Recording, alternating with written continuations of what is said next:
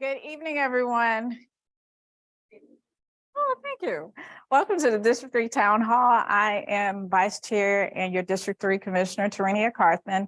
And I just want to welcome you who are here in person and those of you who are watching this via streaming. This town hall is really your town hall. It's to give you updates, but also to hear your feedback on community projects or what you see. As you know, I'm only one person with two eyes, but all of you out there are what? Quadruple me, right? So I really do appreciate when you email me, stop me in the stores, or just ask me simple questions, right? Because it allows me to know what's going on in the community, because I can't be everywhere at all times.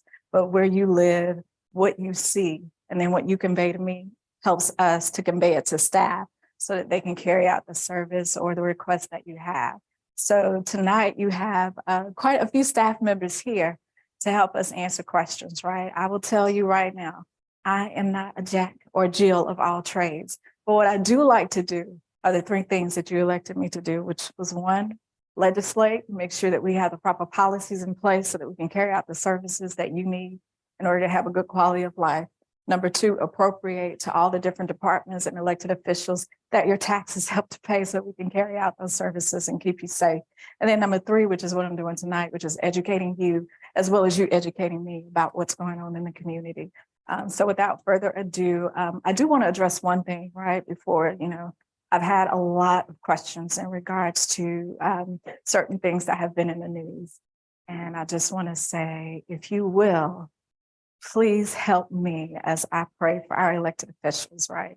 No one knows what they or their families are going through, and everybody is presumed innocent until proven guilty. So before we condemn them or before we throw them under the bus or before we make assumptions regarding them, let's remember they are people just like you and I.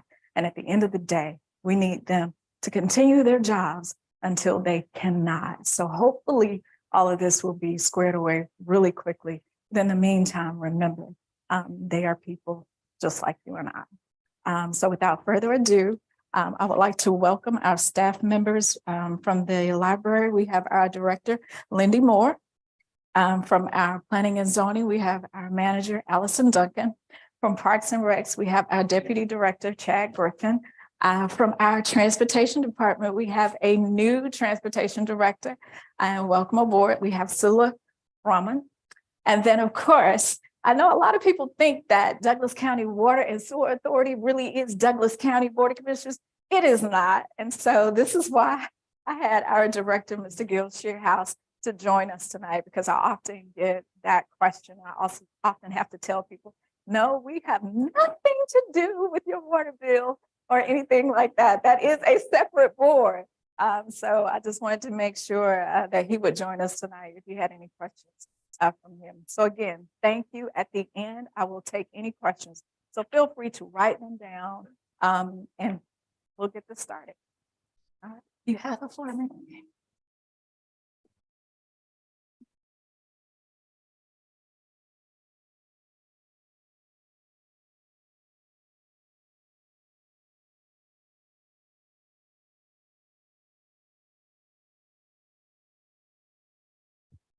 Alrighty, thank you for having me. We're going to go through a few slides here. I'll try not to talk all night because I could talk about libraries for hours. We're going to be really quick. First, I want to start out. The most common phrase that I get is nobody goes to libraries anymore. Nobody uses a library anymore. Why are we even bothering with libraries? That is not true. Our statistics are projecting to be higher post they're supposed to be higher than our 2019 and several years before pre-COVID numbers. You're looking at our statistics for all three libraries combined for January and February. We're looking at over 45,000 items circulated in just 2 months. That is amazing. You can see our Wi-Fi usage. That's the number of people coming into the library to use our Wi-Fi, 13,000. That's 13,000 folks coming in to use our Wi-Fi. Public computer usage, 3,392. We get a lot of folks that say, why do we need libraries? Everyone has internet at home. Everyone has their computer at home. That, again, is simply not true. we're still seeing tons of folks coming in. Our numbers continue to increase. So put all of that aside, people are still using our libraries. Yes, we have e-materials, e-resources, and our numbers are on the screen as well. Libby is our main e-materials, our ebook app. Libby is fabulous. If you don't have Libby, you're really missing out. So you can see our stats there, but if you would like to go further in depth with some stats, I'll be glad to go over them with you, but libraries are not going away. They are still very popular. All right, some of the library services you may not be aware of. You see here in the top left, these are all places that you can go for free with your library card. You can come in and check out passes to go to the Georgia, any of the Georgia State Parks, State Historic Sites, Center for Puppetry Arts, the Go Fish Center in Perry. You can get tickets to theater performances at the Alliance Theater. You can go to Zoo Atlanta. You can get discount codes for the Georgia Aquarium. And we also check out laptops and hotspots, so you can get your materials and take them home. If you are hard of hearing or poor vision, we also have the Georgia Library Services for the blind and print disabled. And those are all free services. It is a wonderful program. We have a new program for a few years now. We're doing the 1,000 books before kindergarten, and that's encouraging early literacy for children before they enter kindergarten. We want them to read a minimum of 1,000 books, whether that's 1,000 individual books or that one favorite book 1,000 times, because we all know that happens. Learning Spaces is a program through the United Way. They come into the library once a week and host a free pre-K program. It's open to everyone. Again, we have Libby, and one of our newest programs is the Play Card, which provides every student in the Douglas County school systems with a free library card that is automatic. Some parents have opted out of it. If you chose to do so, we've had very few of that, but that gives access to every student in the Douglas County school systems. So whether parents have had a card or their cards were blocked or they just aren't able to come into the library to get a card, you use your student's lunch ID number, and that is their Play library card. There's a few, they don't have quite as many items available to check. I mean, you don't have as many checkouts available, and there are a few limits, but it's a fantastic program. We're very thankful for working with Superintendent North to get this program off the ground. All right, so our projects that we have on coming, hopefully, the Douglasville renovation. I know that's been on the minds of a lot of folks. So far, it's on the capital improvement projects list. We're really excited about that. We have full renderings. If you can go out in the lobby and see the slides there. We are ready to go to bid once we have the funding ready. The estimated cost for a full renovation, that would basically be gutting the building and starting at just the bare bones, we're estimating about a $6 million project. This is available for state funding at $2 to $3 million from the state. So we're really hoping that this project can continue. The current building was built in 1985, and our furniture and fixtures are either original to this building or to the previous building that was built in 1979. We joke that our furniture and fixtures are older than a majority of our staff. Currently, the building is not completely ADA compliant. We have some areas that aren't doing so great. We don't have a lot of space for wheelchairs and other needs. The wiring is completely outdated. When it was built in 1985, no one knew that computers were going to be the focus and the Wi-Fi what?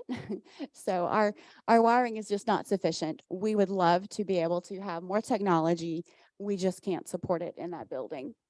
The community deserves an updated facility that can meet all of the future needs of the library users. You go into the parking lot every day and there are no parking spaces available. This building is constantly, it's full. We have so many programs going on. This building is always full. All right, our other nice, oh, did I miss one? Oh, no, I got it. All right, our Chapel Hill Innovative Learning Library is the new library that we have planned for the Chapel Hill area. It is on the SPLOST projects list, and we have an estimated cost of 10 to 15 million. Now, when you think of a library and you're looking at this program, throw your old traditional ideas of a library out the window. This is an interactive community center with a library. That's why we're picturing this project.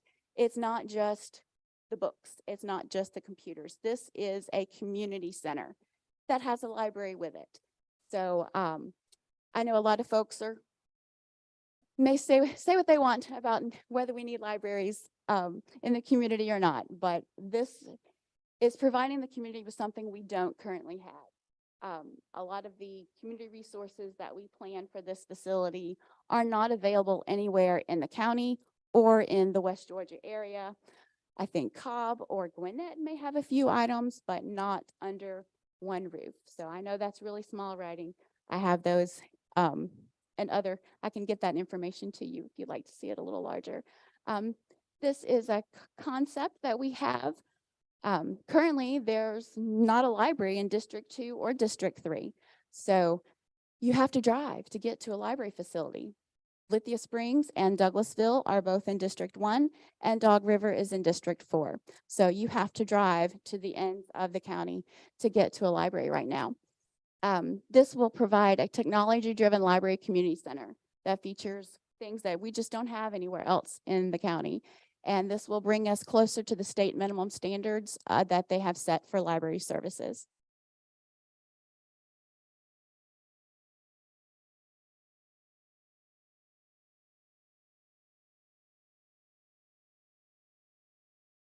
Alrighty, and this is another project that we're really excited about that's coming on board very soon. This is through the ARPA projects list. We are ready to go to bid once we get final approval.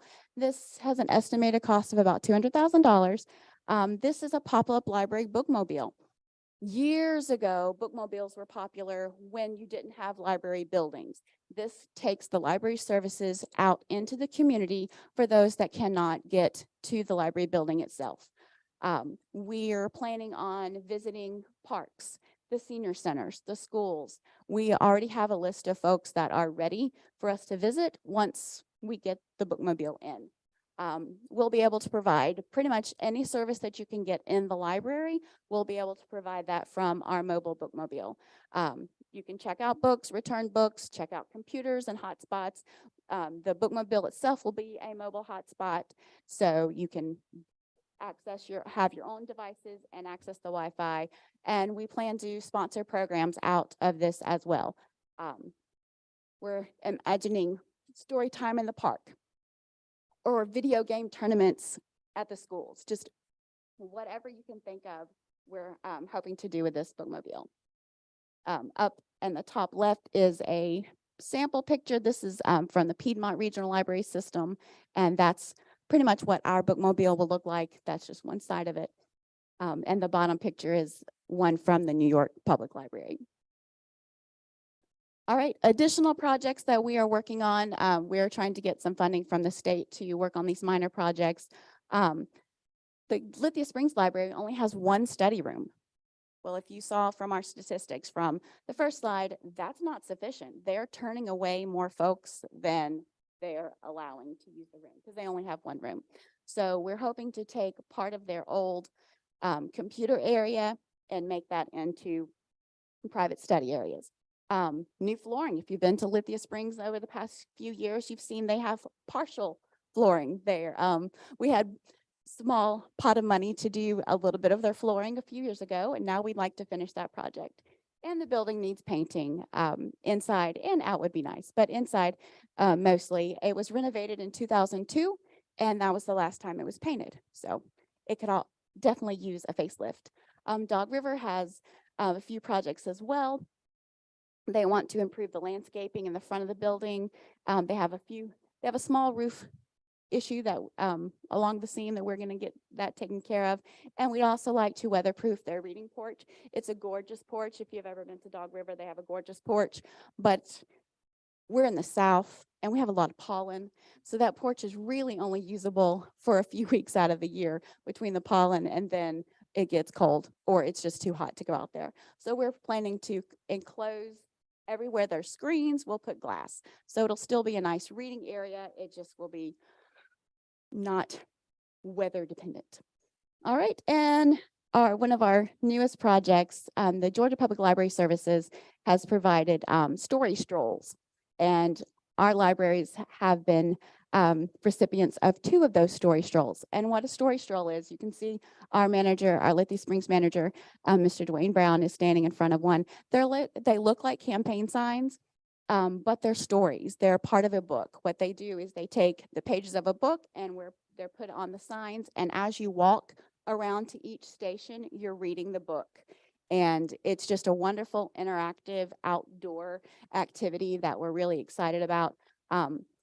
Georgia Public Library Services has 12 of these story strolls that we're sharing around the state. We are working on compiling some grant projects so that we can install those throughout the county on our own. Other than the libraries, we're looking at Boundary Waters, Deer Lick, the Cultural Arts Center, elementary schools, Jesse Davis Park, Clinton Park, downtown Douglasville, Hunter Park, and the Douglas County Senior Centers. Those are all potential locations that we would love to see a story walk out and about. Let's see. And that is all I have. I'll be ready to answer questions at the end. And thank you for giving me time. So I did hear a question. One of the things I really wanted to point out was that the Chapel Hill Innovative Learning Library is a part of the SPLOST that you all approved in 2022. And so we will have that, but we also do have funding set aside to help with the other projects, including the ARPA project for the mobile library, which I think is really key in the times that we live in. So I think that that will be a really cool addition to Douglas County, especially for our students and for those who are in the rural areas of the county where Wi-Fi is not as great, right? And especially those areas where we have down phone cell towers and things of that nature.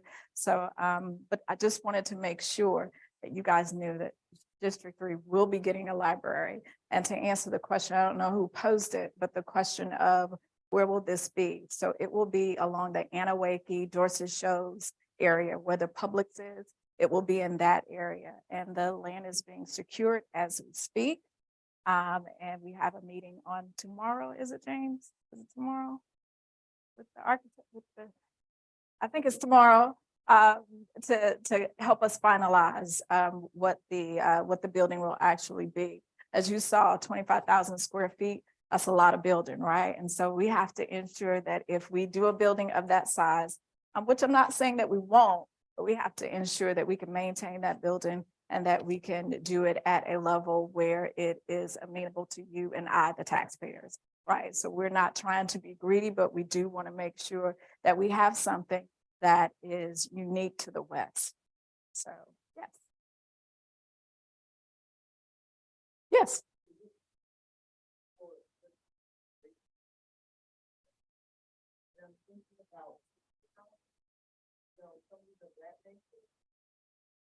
I kind of raised that before, and it's because, you know, we do have a need for senior housing, and I think that in a project like this, it would be a great opportunity. Yeah, so I can tell you the short answer to that is no. It won't be with that development for a lot of different reasons. But I can tell you that we are addressing housing. As a matter of fact, I just had a conversation with our planning and zoning manager in regards to that, because I get that question a lot in regards to senior housing. And yeah, I'm about 10 years, I'll be selling my house in senior housing too. So I'm not oblivious to you know what I will need as well. So I do have to know that we have to plan for the future. But we are doing a comp study plan, which you will hear about. So that is where that really needs to be, you know, brought up and see where we can actually do that. But great point. You are right. We do need it.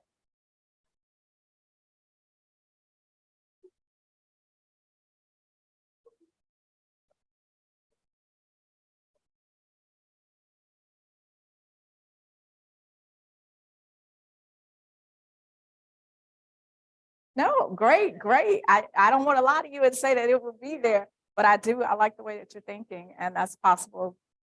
Really, I know you guys have already heard that Lionsgate will be here, the film studio. So that whole Trails project where Lee Road is, that's our tax allocation district. And so exactly what you're talking about, that mixed use where you will have more grocers, more retail, more commercial, a hotel is going there, Lionsgate, and we're possibly, some of the annex buildings for the government will be on their property too. And that will touch almost every district, 2, 3, and 4, for certain, because it will cut through that Chapel and Anawake area.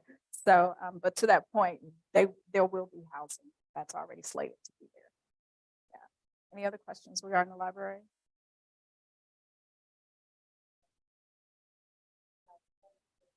It'll be in the Publix area. It has not been purchased. We are fingers crossed that it will be donated, but if not, then the county has set aside funds to purchase the property.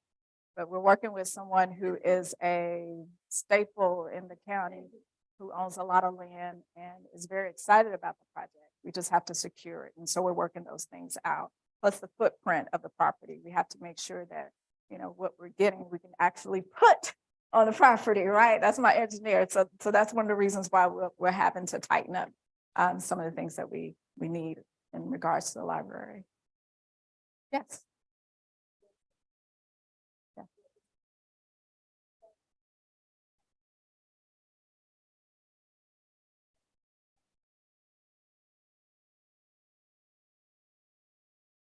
I will let the engineer answer that question.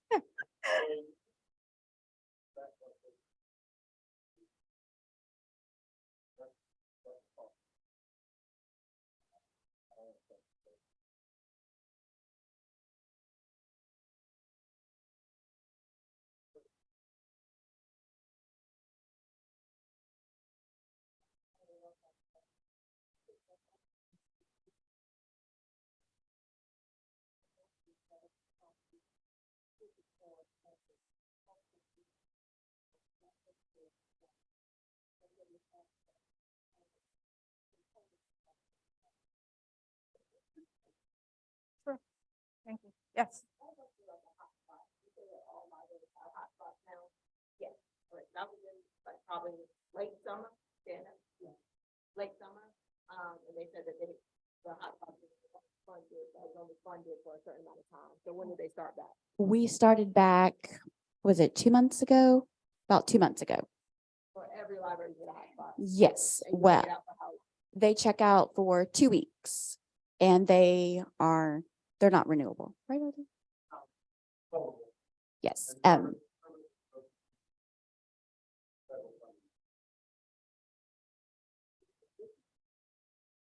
Because they're optimal during spring break and summer, and I was trying to think for one of these breaks to take it like on road trip, and it wasn't available.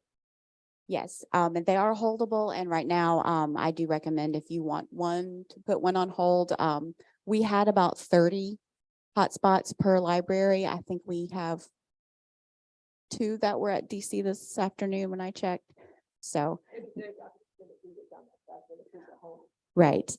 This is our regional, one of our regional, library regionals, employees that can give us more details.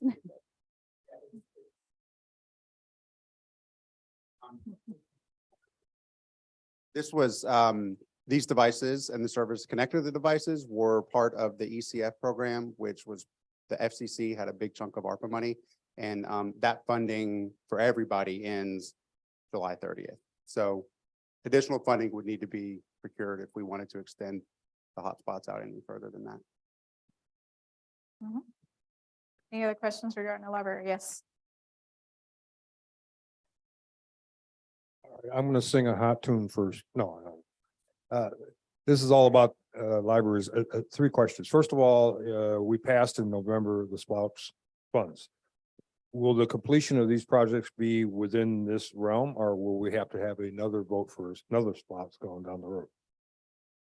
So the answer to that is yes. The projects that are finalized SPOS list will be completed during this SPOS.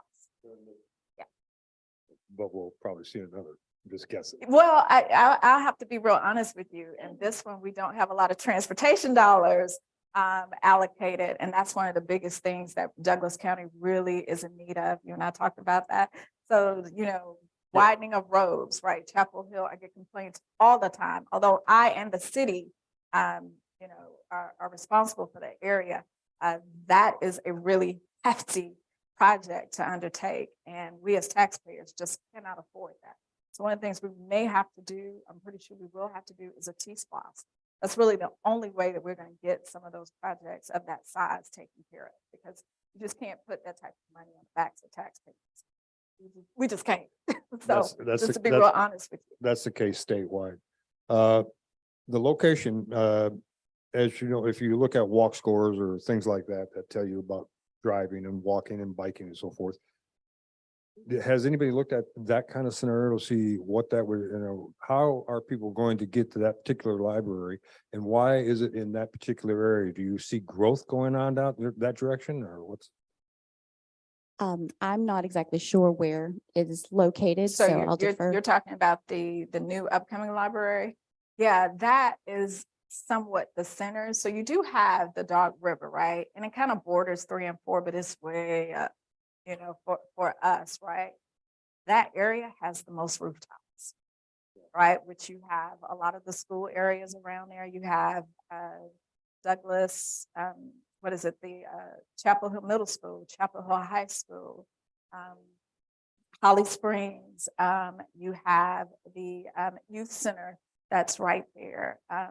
You have multitude of subdivisions that is right there. So I figured that would be a pretty good place. It's accessible. Everybody knows where the Publix is. So we wanted it to be in an area where people are very familiar with it and accessible to get to, especially after school. Okay, and last one. I happen to be very close friends with the person that lives in our subdivision, was the assistant dean to the library at Georgia Tech.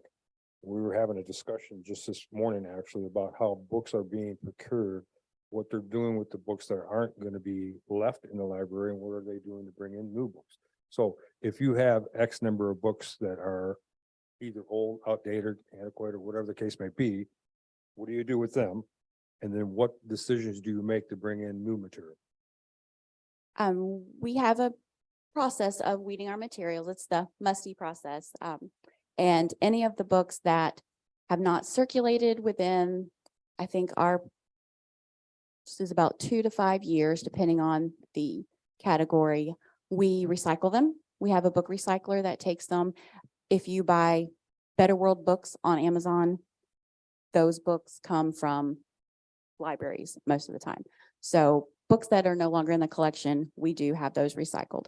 We're still buying a high volume of books.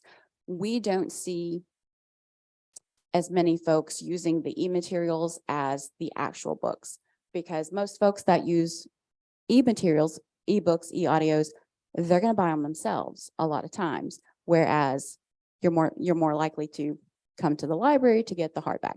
We're still buying high volume of hardback books, of physical books. We have not seen over the past 10 years, we have not seen a major decrease in circulation of physical books with the introduction of e-materials. Any other questions? This will be the last question with the library, and then we go on. Oh, it's okay. One little last statement, because of the location, I think it's an awesome location of where you're considering putting the Chapel Hill Mhm. Library because of the schools. Mhm. And as you mentioned, the students and everything, but I think it would be such a disjustice if we could not get them connected to the schools where it'd be accessible by walking or biking or some other means. So that's the one thing that I'd like for us to just have as a, go away regarding the library discussion. It has to be, we have to stop building things that are not accessible to people. That's the reason why I was saying put housing above, because then people could access it. Right. But if you're gonna build it, make it so that they can come. Got it. You got it. Thank you for that. All right, and so thank you so much, Lindy, for our update for our libraries. Of course, you have her information. Please feel free to call or contact or email her. She's quite knowledgeable on a lot of things. So thank you so much. Our next director will be our new director, Suleiman Rana, our transportation director here in Douglas County.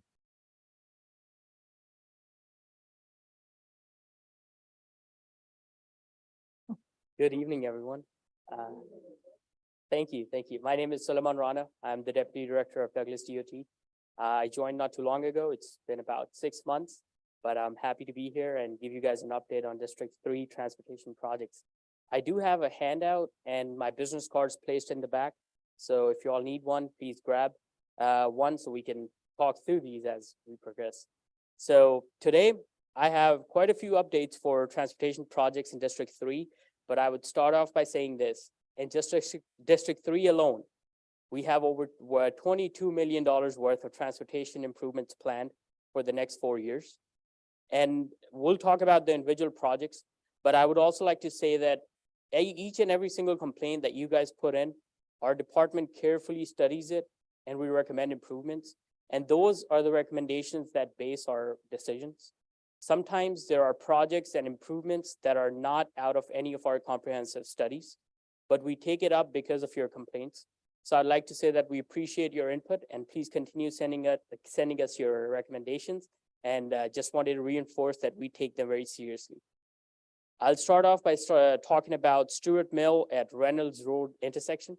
This is an intersection project that is currently in construction. This project has been on books for over 2 decades. This was first designed in 2004-05 and was shelved for up until last year. We brought this back to life and got it into construction end of last year. And I'm happy to report that this will be completed before the end of the current year. This intersection improvement basically widens the intersection to accommodate the excessive turning movement that's happening here, to relieve congestion, but also ensure safety of each and every user of that intersection. This is a $3 million project and we're progressing every day, and if we're going to exceed the schedule, if not meet, which is to complete the construction by October of 2023. And the next project that we'll talk about is Chapel Hill. In fact, the next 3 projects are on Chapel Hill. We understand that Chapel Hill is a major thoroughfare, not just for District 3 residents, but for the whole county. However, the length of this roadway or the thoroughfare is so much that one single project cannot improve the whole corridor.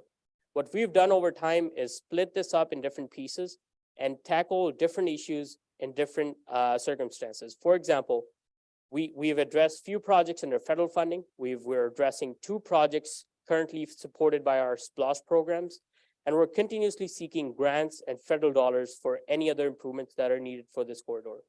So the first project that we'll talk about on Chapel Hill is Chapel Hill Road Widening Project. Now, this is one of the biggest county-funded projects that will be commencing very soon. This project is currently in final design phase, and we anticipate going into right-of-way acquisition by summer of this year. This project basically proposes doubling the number of travel lanes we currently have. So if you've seen a brief layout that's placed outside, it shows that we'll be going from a 3-lane roadway segment to a 5-lane segment with additional travel lanes and right turn lanes to accommodate any residential movement that's coming into and onto Chapel Hill Road. Now, this project is very expensive. It's about $8 million, and this will be funded by both of our SPLOST programs, 2016 and 2022. We are about 4 years away from completion of this project, but our staff is diligently working every day to make sure that this project progresses and reaches completion very soon. And then I just heard the talk about providing sidewalks. So I do want to point out that this project proposes sidewalks on both sides of the roadway. The limits of this roadway will be starting from West Chapel Hill intersection all the way to Enoveiki Dorset Shoals intersection. And I believe that's where the library is planned for. So we will be offering that pedestrian accommodation along the project. The next project that we have is Chapel Hill and I-20 interchange improvements. This too has been a long-awaited need of the community. We were recently able to secure $5 million in federal funding for this project. And we were able to fight our case at state level where GDOT understood the need of this project and prioritize this project in their funding list. As a result, we now have all the fundings needed to move this project forward. We stand ready to put this project in design just as soon as we negotiate our final project framework agreement with GDOT. And with that, we'll be moving into design, followed by right-of-way acquisition, and then eventually construction. Now, this interchange was initially scoped to be a DDI, which is a diverging diamond interchange. But due to our initial analysis and the feasibility study that we performed, we soon found out that that may not be a good fit for this interchange. So we're proceeding with traditional improvements with realignment of ramps, addition of turn lanes as needed, and we're adding another turn lane on the Hospital Drive at Chapel Hill intersection. We do know that that left turn is always congested and backed up. So we'll, once this project is constructed, starting from Hospital Drive all the way to Arbor Place Boulevard, all of the corridor will be improved. And interchange improvements will include ramp realignment, signalization, and addition of turn lanes. This project is about 0.7 miles in length.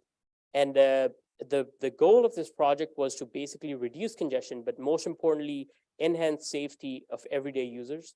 These curved ramps were not providing enough side distance for our users for getting on and off those ramps. Now, this is on I-20, which is a high-speed interchange, getting onto a very busy thoroughfare. So it was important that this project was put in place and progressed on very quickly. The next project that we have is again on Chapel Hill, but this one is intersection of Chapel Hill with State Route 166. We kicked off the design on this project yesterday, and we're hoping that we our consultants follow an expedited schedule to deliver this project as soon as we can. Again, our comprehensive transportation plan and our internal department has time and time again identified this as one of the highly congested intersections. And we're working with our consultants to make sure that we provide an optimal design for this intersection, relieve congestion, and ensure safety of our users. These are a few full-fledged widening or improvement projects that we have going on. Another responsibility that DOT shares is about maintenance.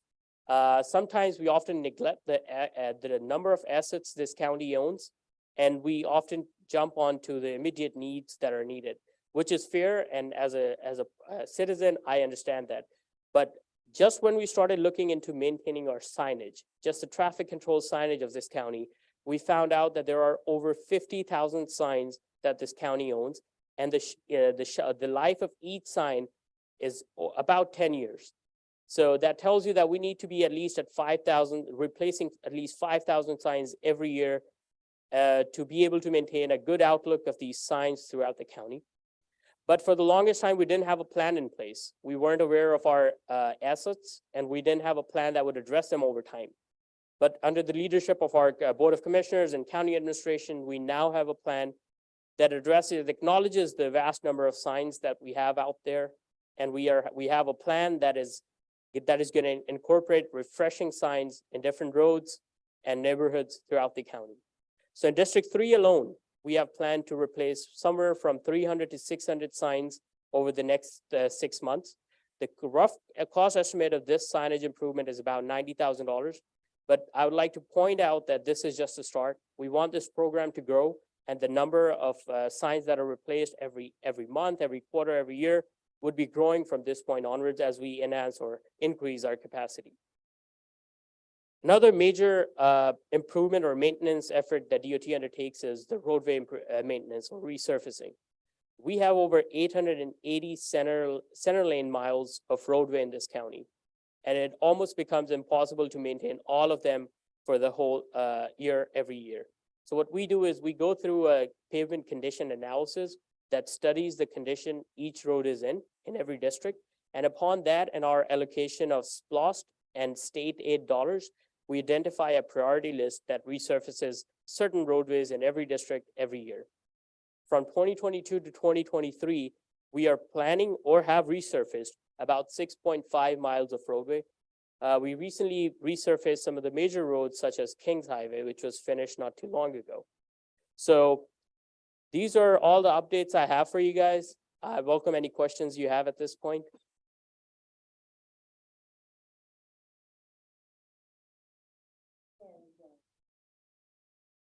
Highway 5. And for a long time, they've been talking about a circle at Dorset, Shoals, Banks Mill, and I think it's Praise Mill. And that's a very bad intersection there, and I'm just wondering, what's the update on that? Yes, so that is a GDOT project. However, we're coordinating those efforts with them. What happened was GDOT nearly completed that design, and what they did was they excluded the Dorset Shoals Road from the roundabout itself. And we as a county understand the importance of Dorset Shoals into that intersection. That's what most of our residents are using to get onto Highway 5. So what we did was we coordinated with GDOT, reinforced the need of incorporating Dorset Shoals into this intersection improvement, because otherwise this project would have lost its purpose. During that coordination, there was some delay incurred, and the right of acquisition was moved from 2022 to 2023, end of 2023. However, we still think that this was worth it. With the wait, we're gonna coordinate with GDOT and make sure that this project is delivered up to our needs and definitely what's needed for our citizens.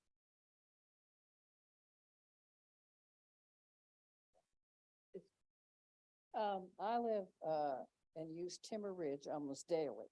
There are two major construction projects and the trucks are deteriorating the sides of that road. Is that the builder's responsibility or yours? So if that falls within county or city, the maintenance would be their responsibility. But sometimes, if it's the immediate or exactly the construction site, then oftentimes the developers share that responsibility, but would be happy to look into this and see what we can do.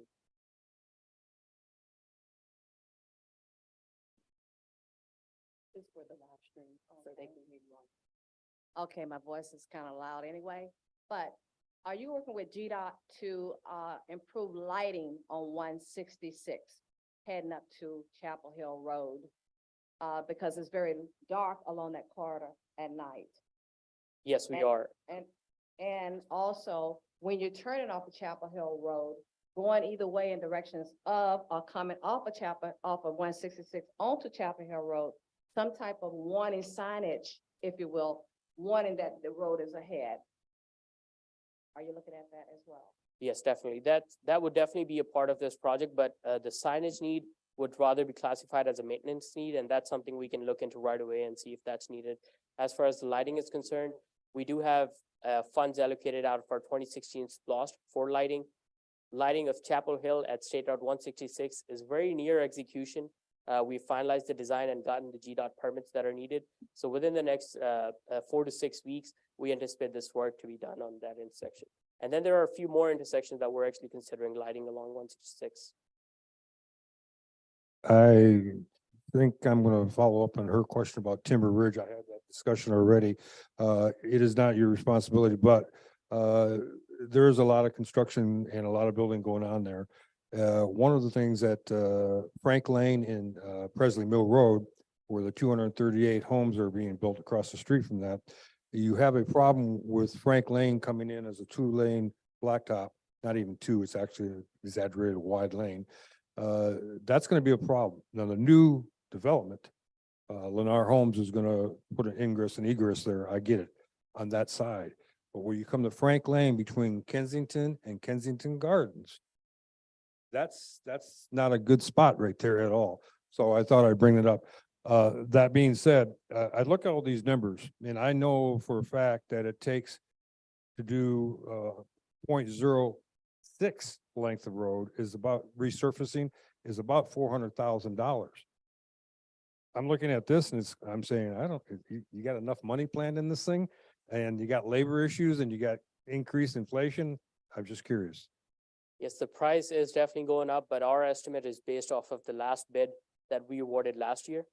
Now, out of the 4.5 miles, a little over 5 miles have already been accomplished by using the same cost. And we're using a little extrapolated price for 2023. However, we always have some cushions in our allocations to accommodate any inflation dollars. But sometimes it gets out of our control, and that's when we have to reevaluate our needs.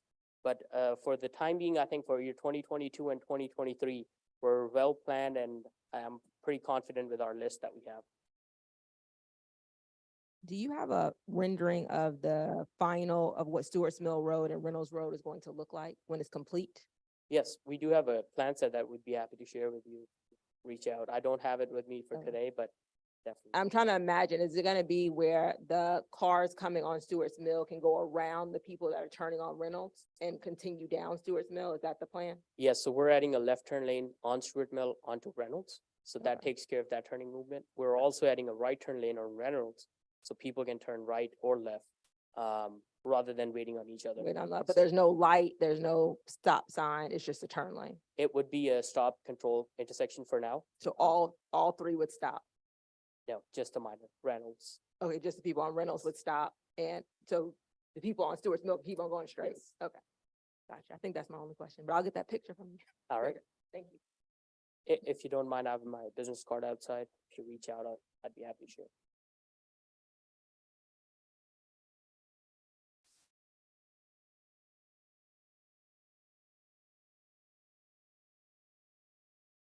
My question, it's probably again a no.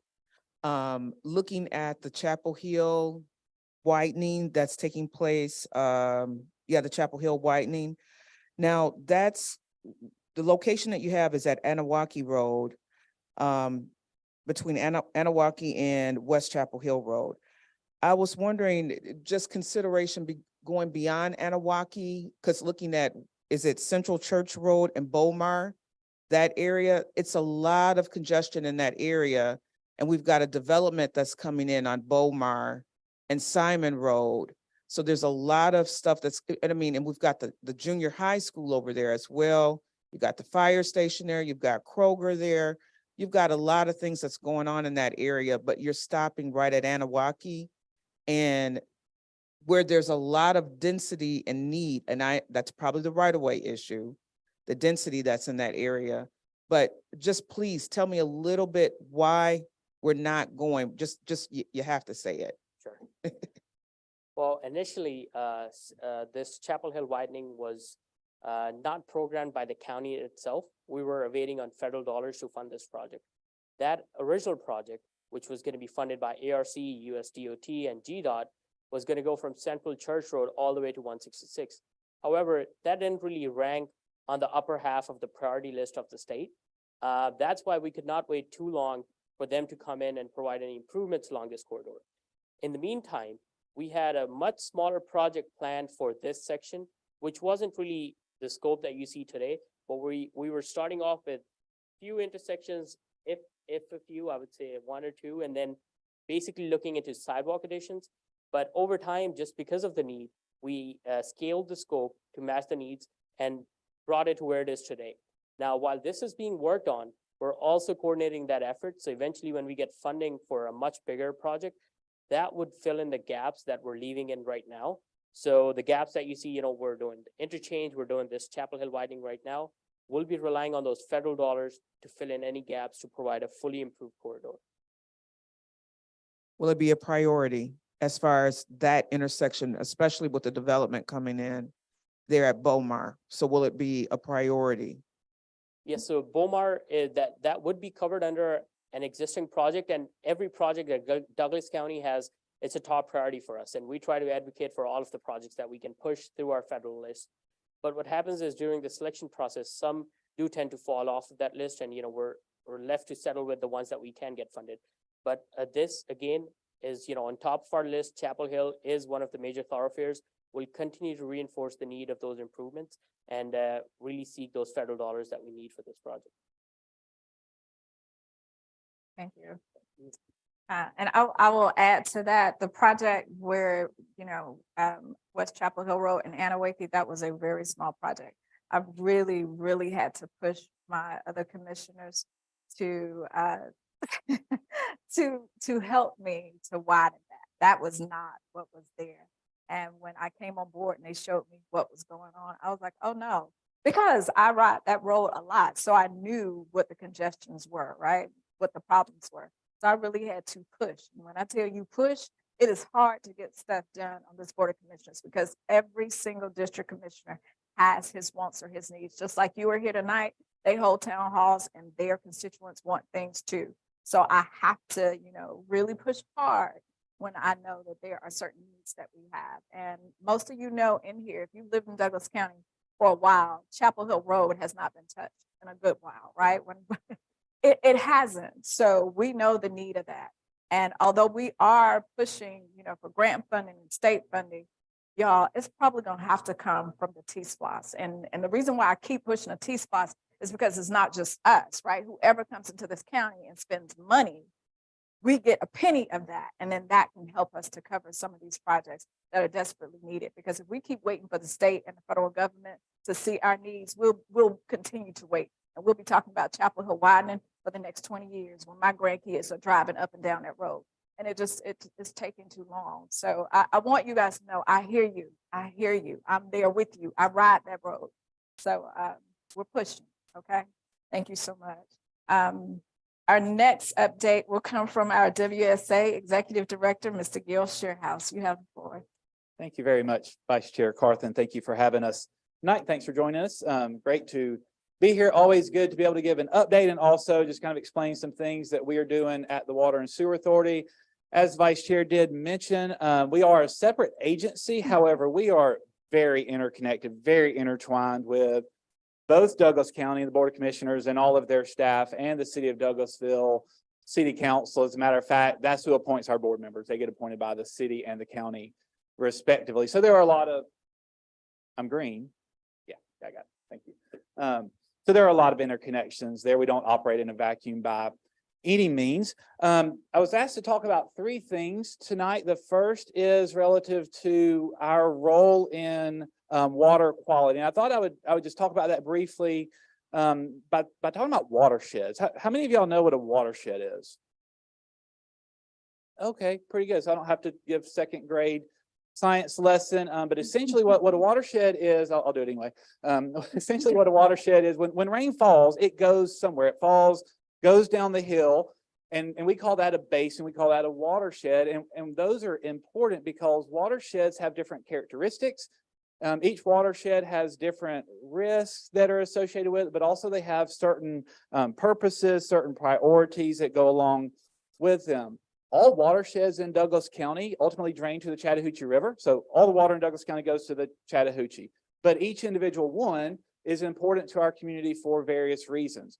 All watersheds in our community do have certain protections. So a lot of people will say, well, the Dog River Basin is protected. That is true, and it is our most highly protected watershed. However, all watersheds are protected because they all play a role in stream health, environmental quality, and ultimately quality of life. But they do have different levels of protection. So ones like Dog River, Bear Creek, and portions of Sweetwater Creek are more highly protected because they serve as water supply watersheds for various communities. Dog River is our primary water supply watershed.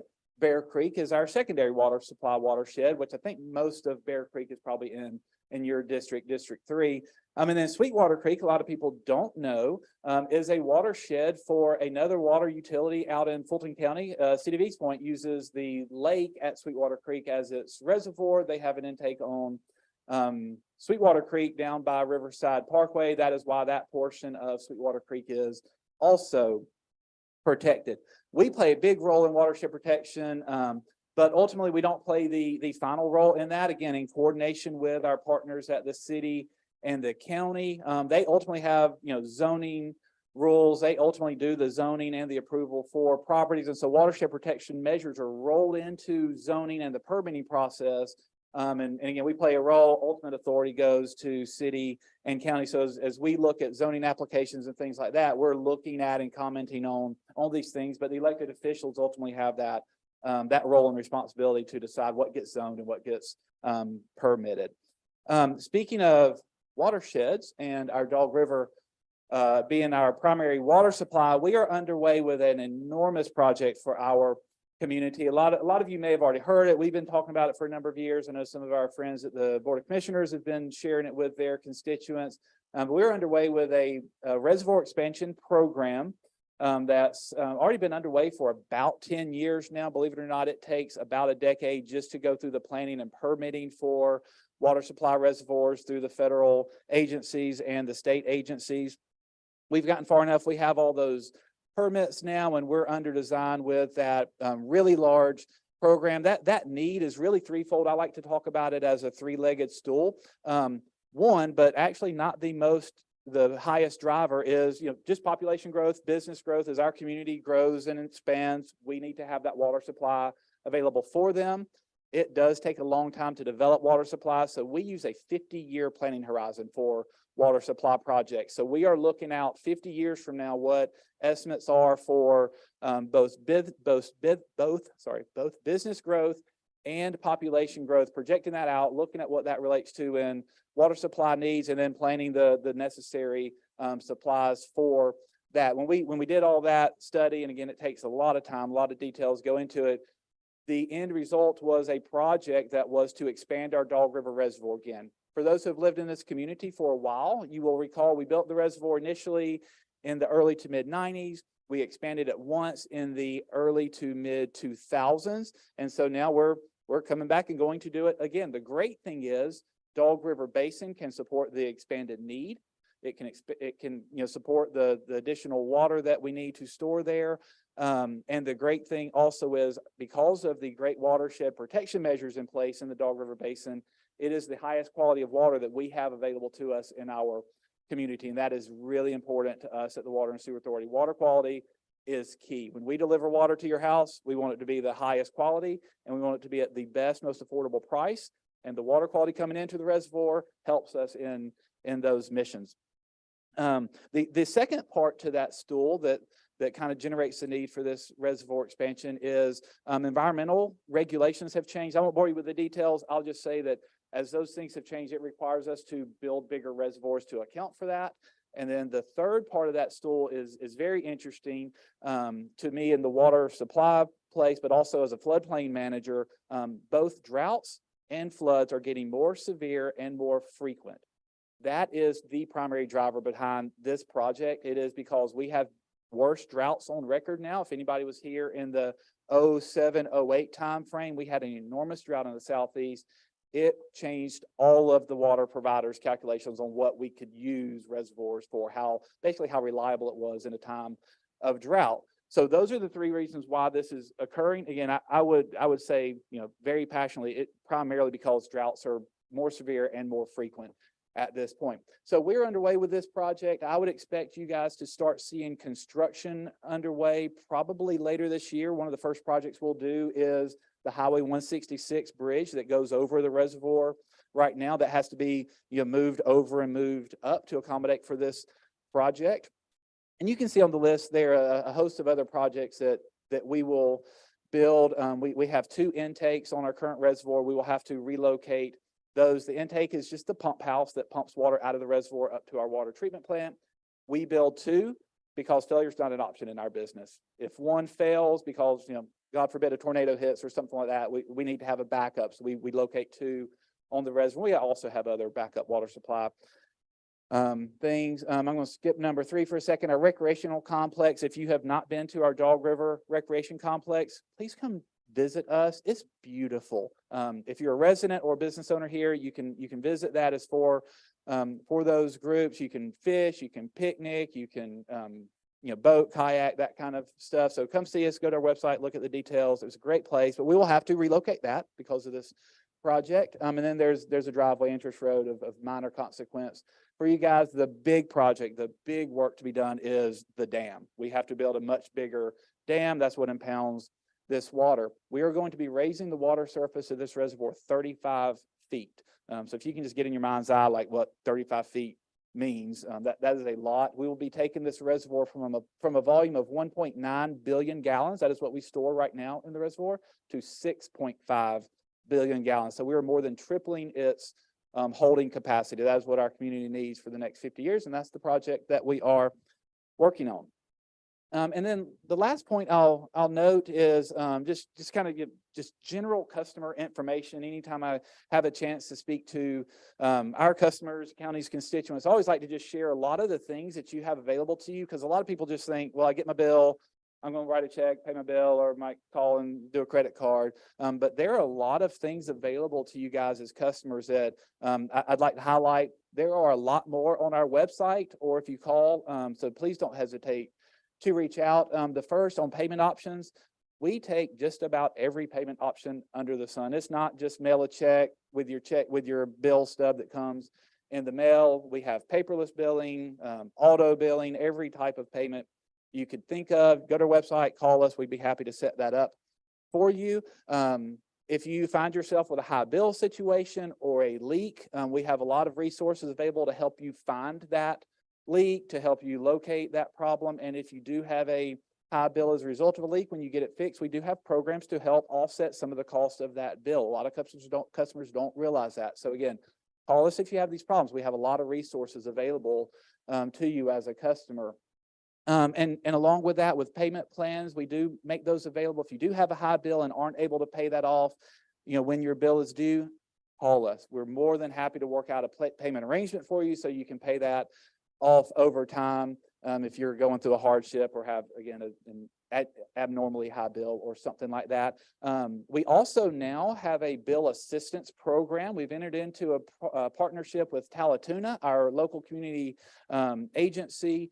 They do a number of programs for the Douglas County community. We've partnered with them on a program called LIWAP, that is Low Income Household Water Assistance Program. The funds come through the federal government right now. They were part of the ARPA program, but we do hear that should be a continual program that the feds intend to fund. So if you find yourself again in a position of need and you need bill assistance, please call us. We can get you set up with Talatuna, and they have a great program. They have a lot of ways that they can help. This flyer on the right that you see, I have some printouts of that. So if you're interested, come see me after this meeting, or again, go to our website. All this information is there. And then I also like to share this last point. We do have a senior low income discount. If you are in that scenario, again, call us, let us know. We do have some discounts that we can make available to residents in those cases. So with that, I think I will just pop up my contact information. If you haven't heard me say it yet, if you have issues, just call us and we are happy to walk through things with you. You can also email or go to our website. We have a plethora of information on our website. If you are interested in what we do, if you want to see virtual plant tours of our water, wastewater plants, we have a ton of educational, informational items on our website. We'd love to see you kind of visit that and walk through that. But again, just call us. We'd be happy to walk through that. And if you're interested in more information, shameless plug for our spring open house. Every spring, we open our doors to our water treatment plant that is off of Gray Road, just off of Dorset Shoals Road, which I believe, Vice Chair, is probably in your district.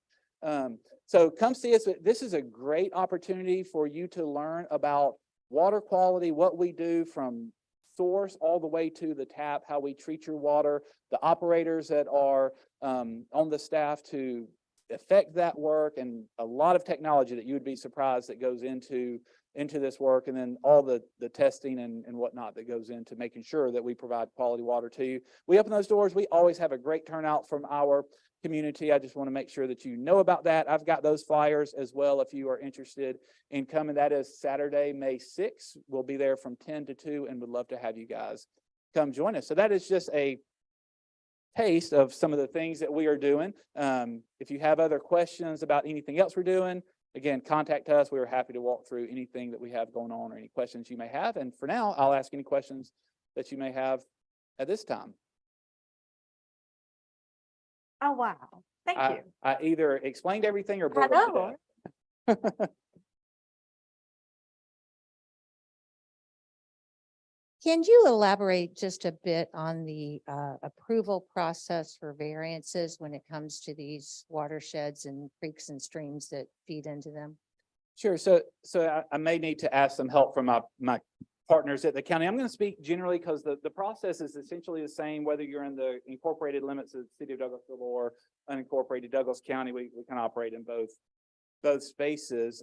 As I mentioned, as it relates to like watershed protection measures, we have in our rules and regs, and City and County have in their ordinances those same measures. We do that on purpose, so we're in lockstep. But ultimately, we don't do the zoning. That decision should lie and needs to lie with the elected officials. That's who you guys elect to make those decisions. So if a zoning comes up And they always send us this called an impact statement. They send us the information for the zoning. We review it for, compliance with our rules and regulations, including watershed protection in this instance. We would make comments, hey, that, this would deviate. We would recommend, not approving this, or we oppose it for this reason. We would make comments to that. If it's a particularly big case, somebody on the county staff may ask us to come and speak into why that's important for us. Most of them are fairly routine. And that's essentially the end in the zoning case where our responsibility really lies. If the county zones it, if they permit it, our regs say we will serve it, meaning we won't hold up water and sewer service for a watershed protection measure if the county serves it. Again, that decision lies with the applicable zoning body. There is other administrative variance processes. I just couldn't speak into that part with the county or city. We're not. Again, we're involved. They'll still get our input. But we wouldn't be involved in that approval process. I'm sorry, before you, does that make sense? Some of y'all might want to Yeah. add. So I'm Allison Duncan. I'm the planning and zoning manager for Douglas County. The only thing that I would add to what Gil has said is there is a process whereby we can grant a 25% variance for stream buffers. And we can do that administratively on any specific parcel. And then if you need anything above 25%, there is a process to go before the planning and zoning board for a variance. So I would just add that one piece to what Gil had shared, if that helps answer your question. Turn it back over to you. Thank you, Allison. Okay, thank you. So you guys, Gil is the director, right, of Douglas County Water Sewer Authority. If you go any other place in any other county, and we have some large counties, you're not gonna get the director. So the fact that seriously, the fact that he takes the time out to come and talk to you personally is a big deal. So I just want to say Thank you. thank you, right? Thank you so much for doing that. I appreciate you. Glad to be here. Our next director, oh, I'm sorry. But if there was ever a time when something happened and we have to boil water, would you be on that code red that our county's getting, that it would call us and tell us not to? Yes, I'm going to repeat the question just for the camera. The question was if there were ever an issue in our community where we had to issue a boil water notice, which means something has happened in the water system. Typically, it's a low pressure issue. Could be, a full failure like we had in the September 2009 floods. We do have a program. We actually use the same code red system. That's a proprietary system. We're a subscriber to that. I will say though, as customers, if you are not signed up for that, if we don't have your correct contact information, that system will not be useful for you. But we do subscribe to Code Red, and we have basically that is a dial out program. So it's reverse 911. We have a message, we push a button, it blasts a call to all the numbers that we have in there. We are a subscriber to that. We pay an annual fee to do that. We are right now also looking at using part of our billing system, because of so many people have signed up for online bill pay. We have achieved a lot of email addresses, text numbers, and other phone numbers. So literally right now we're talking to that group about adding that to that. We can basically message the same way through our billing system, if you will. And then the other thing I would say in that case is we leverage our relationships with our partners. So we would also send blasts out through our county partners, Douglas Happenings, and probably would even use their system. And the same thing for the city of Douglasville. We use those partnerships very well to we would get those messages out. And then there are also other state regulations. When you have a water notice, we have to put signage out and do certain other things to be able to notify our customers. We're very proud that we have not had a boil water notice since the flood of September 2009. And in most communities, if you've ever lived anywhere else, that is rare. We take pride in keeping up with our system and not having those kind of issues, and hopefully, knock on, I don't know, there's probably no wood in here. Hopefully we won't have those, but if we do, we have programs in place to get that notification out to customers as best we can. Thank you so much for that. So we'll move on because I don't want to hold you long. We have our Deputy Director of Parks and Rec Department just to give us some updates on the District 3 parks and Punkintown. I know some of you came to hear some information about that as well. So How's everybody doing? Awesome. So my name is Chad Griffin. I am the Assistant Director for Douglas County Parks and Rec. I have worked for the county now for about 13 years. April will be 13 years, so proud of that. It's been a great process. So I was asked to fill in for our director who had to go out of town, and he asked me, and Commissioner Carthen asked me to talk about Bel Art Park and Pumpkin Town. So I will start with Bel Art Park first. As you know, that park is about 50 or 60 years old. It needed some major repairs. We did put a new concession stand in there on the baseball fields. And just last Wednesday, we finished the walkthrough for the new fencing and the new dugouts. We are very excited about that. As you know, or if you don't know, the athletics in Douglas County, they are mostly ran by athletic associations. So Parks and Rec is mostly just the facilitator for a lot of these parks, and we have associations that come in. So now that Bel Art is complete, we will be looking for a new baseball association to come in and hopefully start a fall program with, my recommendation would be baseball and softball to offer both of those sports. We are also going to have a new playground going in at Bel Art Park. Location is kind of iffy right now because where we thought it was going to go just isn't going to fit because the new playground coming in is much larger than the one that's currently there. And we will also have new scoreboards going in. So that park, the baseball part of it will be brand new, and we're extremely, extremely excited about that. Next, I'll move on to Pumpkin Town. So at this point, we have hit rock at Pumpkin Town. So that job is turned into a field job. And so we're having to do a change order. I think it's coming next week. The first change order will be, we'll have to get a jackhammer, and we're going to try to jackhammer some of that rock that is there. So if we are able to jackhammer, we're going to have to bring in tons and tons and tons of dirt. And hopefully, and with our fingers crossed, all that dirt is going to be donated. So keep your fingers crossed for that. So we won't have to, purchase that dirt. And with that dirt, you're going to have operators, loaders, drivers, and you're talking about, a lot of trucks and dirt being hauled in and out of Pumpkin Town Park. But we are, we're tasked with making that park accessible, making it ADA accessible, and so everybody can use that park. That is pretty much it in a nutshell. Do you guys have any questions about Bel Art or Pumpkin Town? And if I do not know the answer, I will make sure I get you the answer. My first question is for Commissioner Carthen and you, Chad. Have either one of you read or are familiar with the documents, the memorandum of understanding and the deed of gift that was signed by the county when this nature preserve was donated?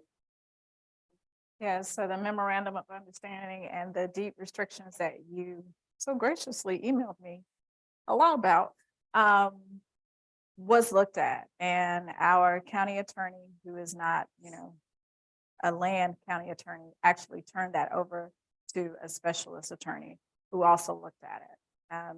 You just heard Chad mention that anything that we do has to be ADA compliant. That's why we're having to go back and retrofit some of the libraries and some of those things. As government, we have to be ADA compliant. So we do understand the memorandum of the MOU and the deed restrictions. And we sent you a detailed list of what we found and how we are ensuring that, I think it's what, 90 acres or 87 acres? Yeah, is it 85 acres? Out of that 85 acres, Douglas County is only disturbing 3 acres. So the majority of that property will not be disturbed.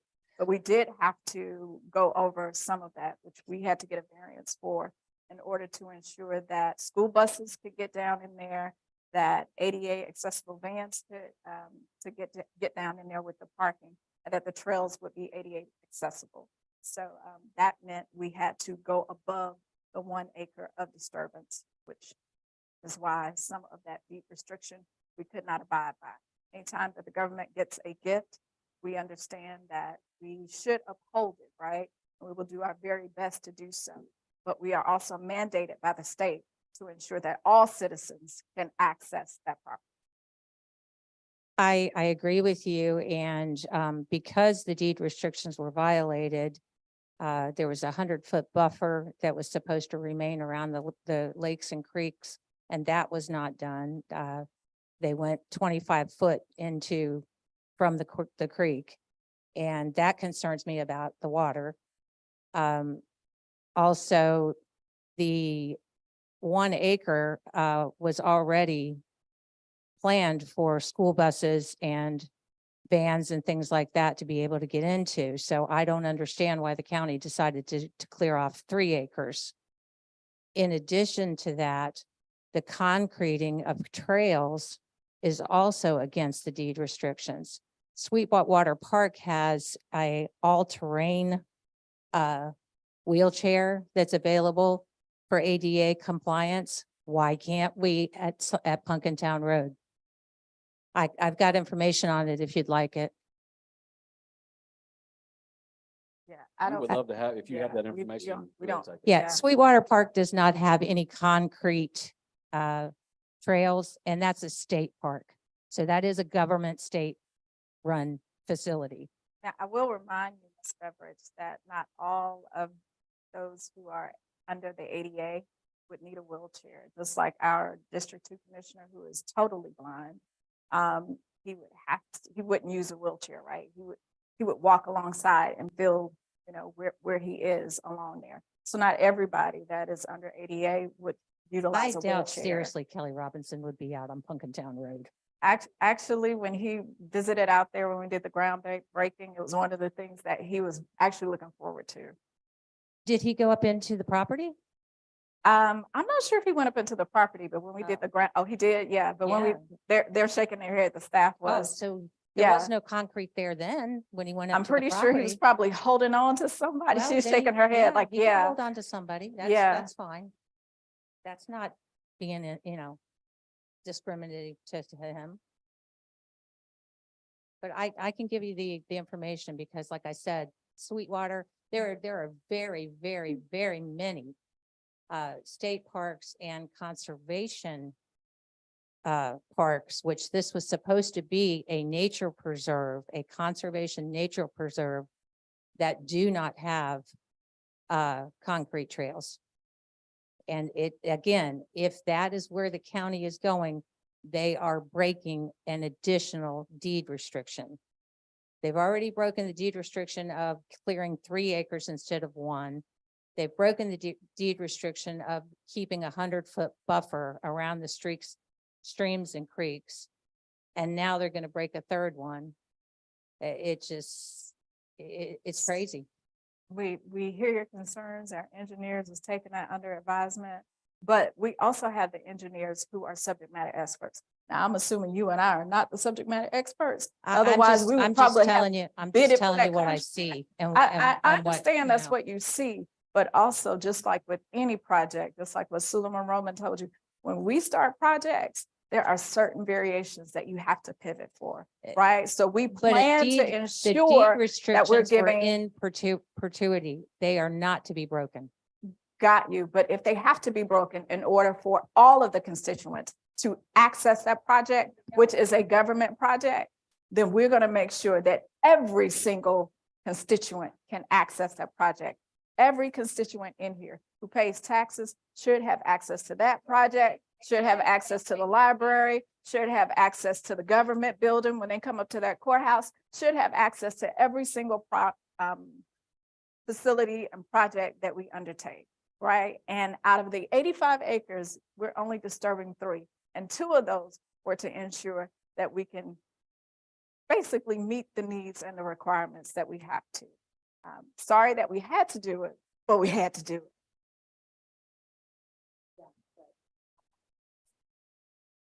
Well, That's from the Department of well, this is your town hall, so we do want to hear your feedback, but once we give you the feedback, we hope that you understand. If not, what's for your next question?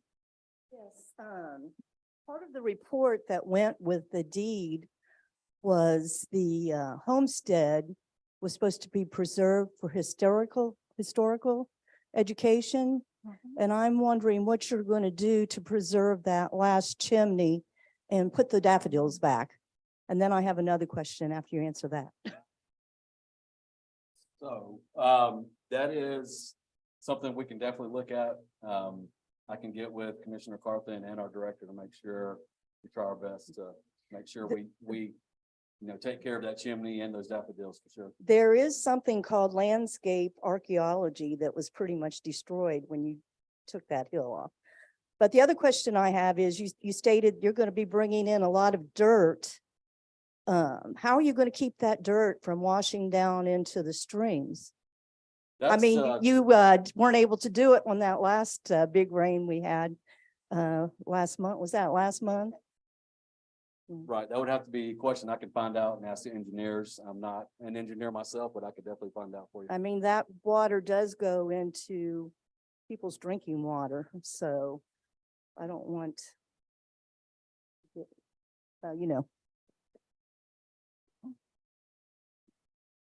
Any other questions? Parks and Recreation website. I have a comment on the Parks and Recreation website. It is very much outdated.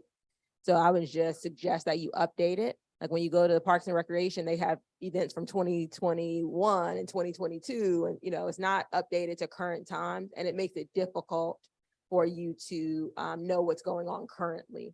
So even on the registration page, I would suggest you guys take out anything that's not current to be registered for. Like it could be like the flashlight hike from 2021 is still there. Mhm. So if y'all can update that and remove anything that's old, and then make sure that people know what's updated. City of Douglasville did a really good job updating their camps and everything for the summer. And I would hope, I went there and I went, to yours or the county, and it wasn't very clear as to what they have for summer. You have to kind of sort through it. And again, there's a lot of old events that need to be removed from the online registration, so you know what's available to register in the future. That's just a suggestion. Yes, ma'am. So can I speak to that just really quick?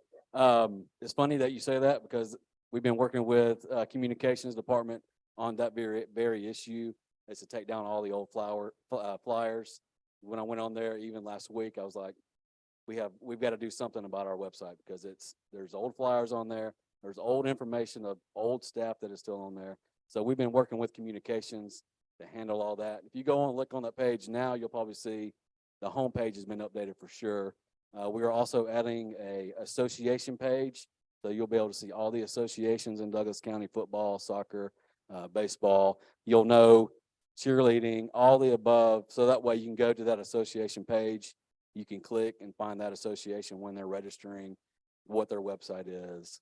And yeah, so we are working on that. We definitely know that is something that needs to be handled. So. I wish you could schedule more time for things on our side of town.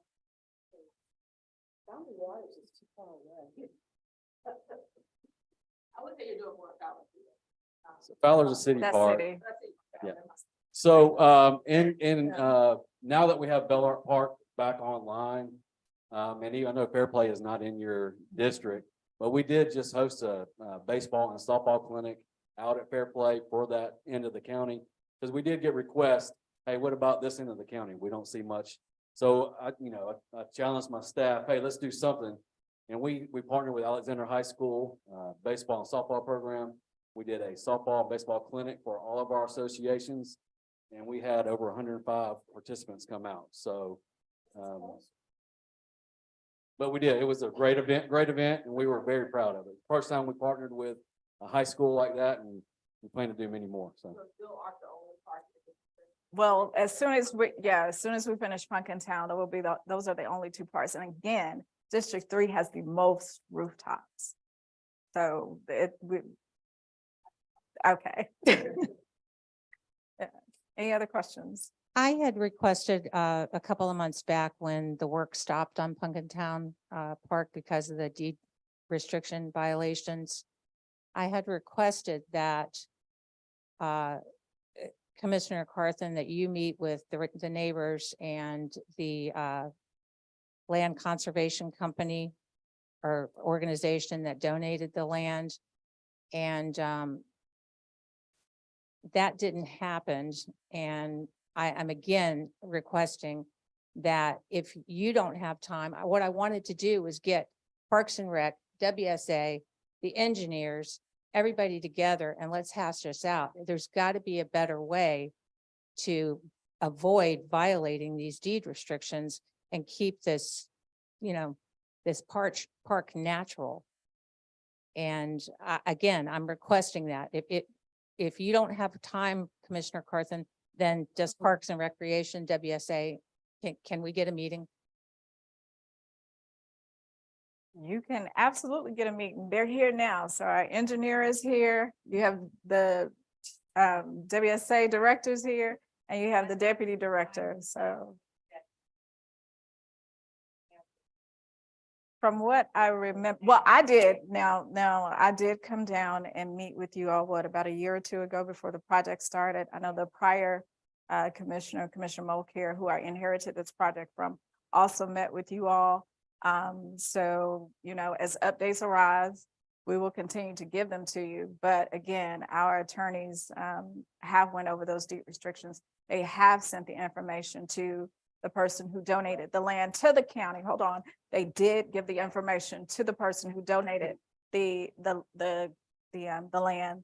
So at this point, there isn't much more we can do. We will ensure that we meet all requirements. It is not our intent at any time to, lessen the water quality, to lessen your quality of life around that park. Out of 85 acres, again, 3 acres. So it is definitely going to be a passive park. Nothing else will be developed over there, but we must get around and ensure that we meet the needs of all the constituents. So I understand you don't want more than 1 acre, but that is not feasible at this point for the type of work that we need to get done in order for it to be accessible. We can continue to meet, but I'm going to tell you right now, there's not much more that the engineers can do. We had them at the table. They went ahead and, did what they could. I don't think anything else, James, can be done. So I don't want to get your hopes up and tell you that I'm gonna be real transparent with you.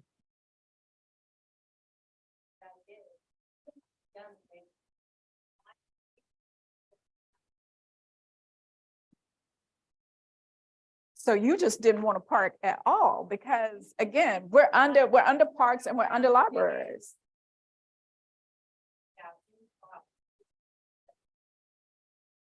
We couldn't do that. So the park,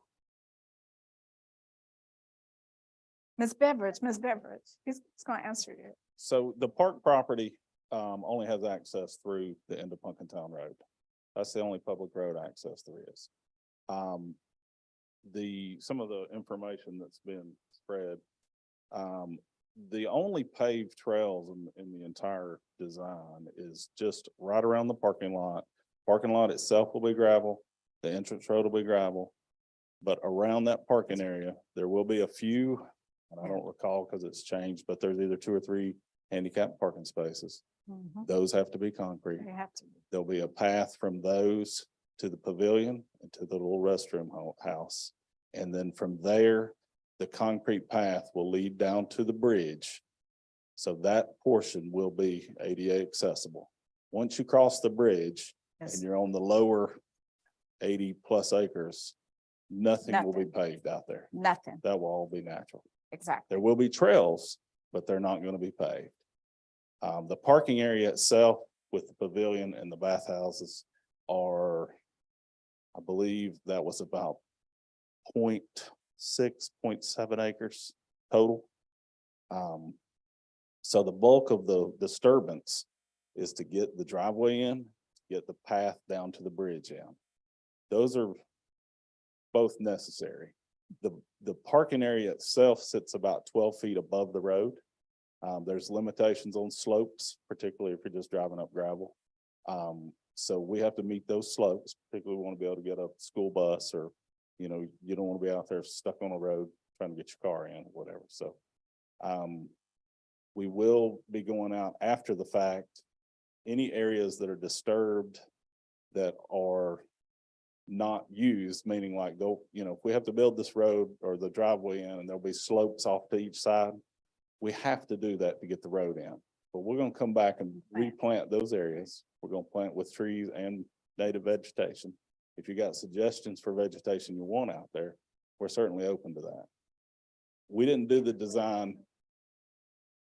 Yes, we didn't do the design in-house. Got a third-party engineer do the design. But we'll certainly entertain any ideas.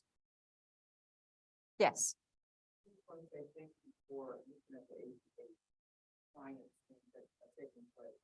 My mother and my grandmother have both done Yeah. foster care of children with special needs for over 30 years. And being a personal care attendant, having children with spinal bifida, children with cerebral palsy, children with autism, it's needed. Because it's horrible, it's horrific to go places and then not be able to take them. And then have to explain to them what's taking place somewhere because they can't go. So thank you for your efforts. No, thank you for that. But I've heard that so many times. That's why I wanted to ensure that we were doing it right. And we're doing it not just for Pumpkintown, but for all of the buildings that the county owns. We're just trying to ensure that every constituent has the opportunity to access the government. Yes. For the playground, the new playground, Bill, the ADA accessible? Yes, ma'am, 100%. Wonderful. One second, she's right next to you with the mic. One question concerning the pathway. Is that a pathway to somewhere or does it just stay encompassed in that 3-acre tract of land? So correct me if I'm wrong, James, but the pathway leading from the parking lot to the bridge, there'll be a switchback type trail, and that path will only lead to the bridge. I have a follow-up. Yes, ma'am. Mr. Mulcair at one time was telling us, this has been, it may be 10 years ago now, that this was going to be a pathway that would tie into other pathways that are going across the state of Georgia and continuing on to the west. I don't know where that wound up or anything, but if you could No, speak great to that. question, great Great. question. Thank you. Yes. Yes. Okay, so we'll I have a slide in my presentation. If y'all are still up for planning and zoning talk here in a minute when we get done with parks. So thanks, Chad, for taking the heat for me tonight. But I have a slide that can show you sort of the countywide trail network. So sorry, I thought we were waiting to get to my presentation. So I apologize for zoning out there for a minute, but Part of that. Yep. I will show you kind of what we're looking at county-wide and we can, so make sure you nudge me when we get to that point, to show you that, so. And Douglas County, I do want to make mention that we are trying desperately to rebrand to be the county of trails. That's one of the things that I have talked to Allison about numerous occasions.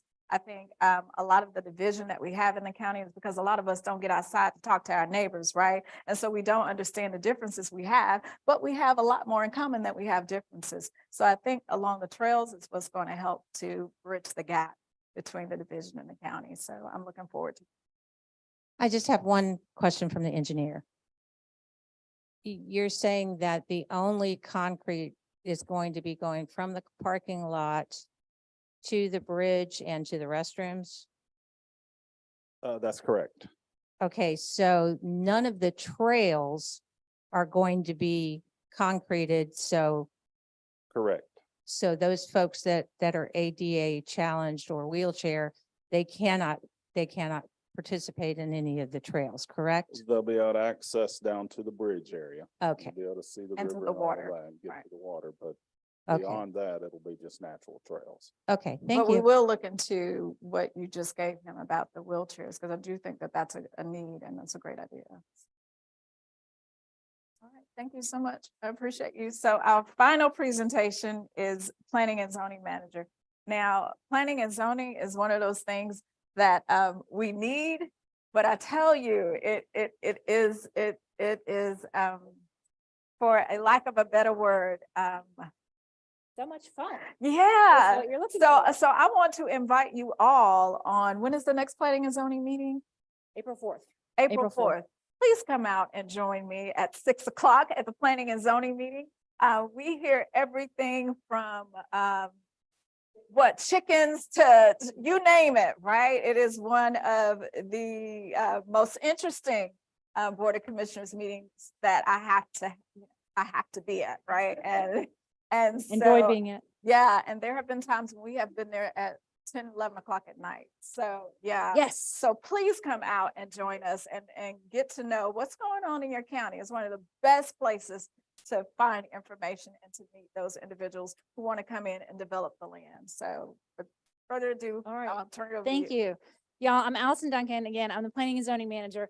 I know this is probably pushing up against our time limits here. So I want to start by saying this is all on the website, right? So there's a card out in the hall next to my card. You can go and look at this whole presentation on the website. So I'm going to hit the highlights in the interest of time, and then I have some presentation boards.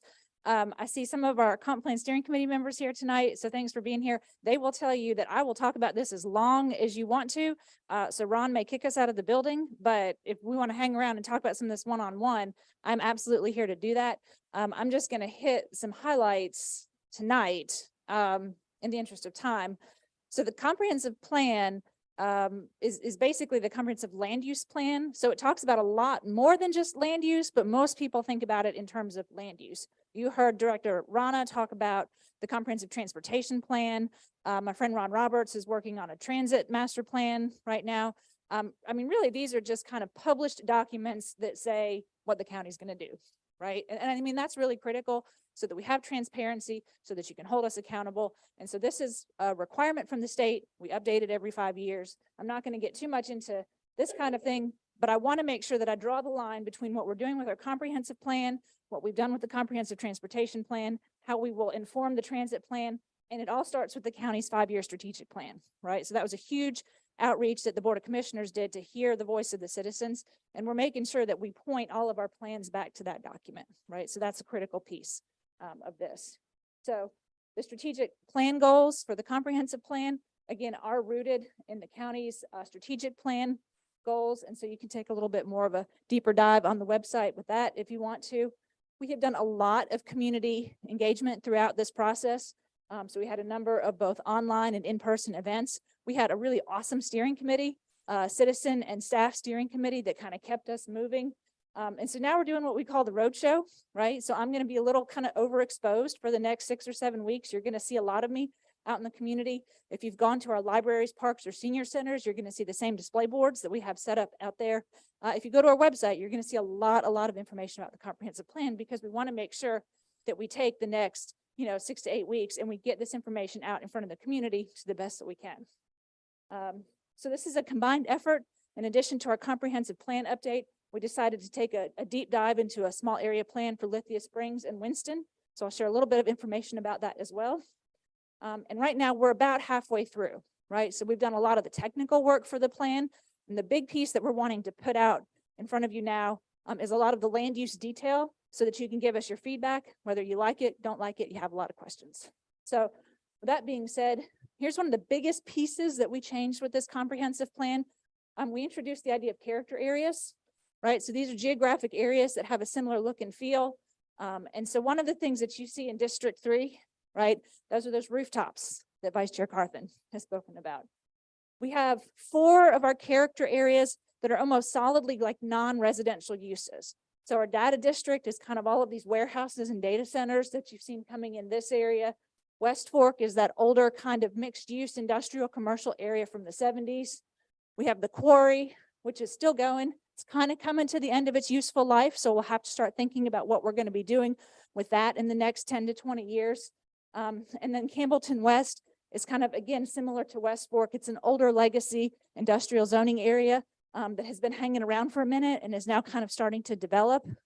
But of all of this area, the only place that we have that's kind of singularly non-residential that we plan for future development is our workplace campus outside of Winston, right? So we've heard your feedback. We've heard y'all say enough with the trucks, right? We've heard you say that we need to start looking at something different. And so one of the key ideas behind the character areas is that we want to kind of draw boundaries around things so that we can kind of contain those land uses to their existing footprints and make sure that we're planning accordingly for the types of things that our community wants to see. All right, so I'm going to skip through a lot of the detailed descriptions of each of these, except I am going to kind of pause right here and focusing on a lot of that District 3, those traditional neighborhoods, right? There's a lot of rooftops in those areas. And so we want to make sure that we're kind of planning appropriately to support our existing established single-family neighborhoods in this area. You're going to see some development coming in along our corridors, right? So part of the reason you see the development on the corridors is so that we can keep the neighborhoods stable and solid.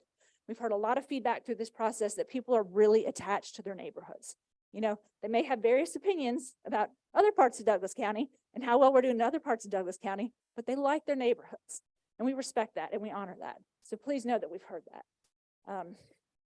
We have also, as Gil had mentioned, we're doing some very specific planning around the Dog River Basin, right? Part of Highway 166 was designated as a state scenic byway. So we want to honor that character of that state, that South Douglas Scenic Byway going forward. And then we have some kind of real interesting and very different economic development projects going on in our resort conservation area. So as I said, we have a number of character areas that are primarily non-residential. We've also got the majority of the county still zoned for residential development. And again, primarily single-family residential development. Okay, so I want y'all to understand. So I'm gonna jump to our parks and green space vision.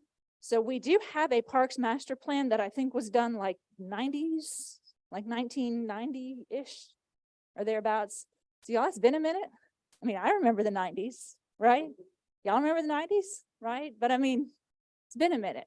So we will probably ask for an update of that parks and green space master plan. We started looking where our green spaces were, and thank you to our colleagues in parks who have been great in helping us develop this vision. And we noticed that there was this void, this community park void, you know, that we talked about kind of in that area relative to other types of land use. We look at basically a 3-mile radius in terms of a service radius for community park delivery.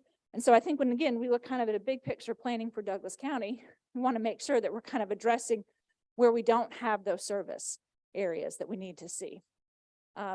This was that concept about the trails I think somebody was asking about.